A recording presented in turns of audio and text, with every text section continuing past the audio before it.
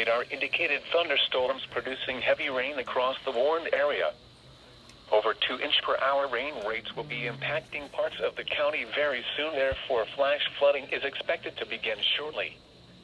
Some locations that will experience flooding include New Braunfels, Church, Selma, Canyon Lake Dam, Fair Oaks Ranch, Canyon Lake, Bull Verde, Garden Ridge, Timberwood Park, Fisher, Spring Branch, Anholt, Bracken, Hunter, Green, Spector, Sattler, and Starksville.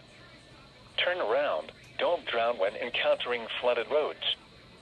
Most flood deaths occur in vehicles. Please report flooding to your local law enforcement agency when you can do so safely. A flash flood warning means that flooding is imminent or occurring. If you are in the warned area, move to higher ground immediately. Residents living along streams and creeks should take immediate precautions to protect life and property.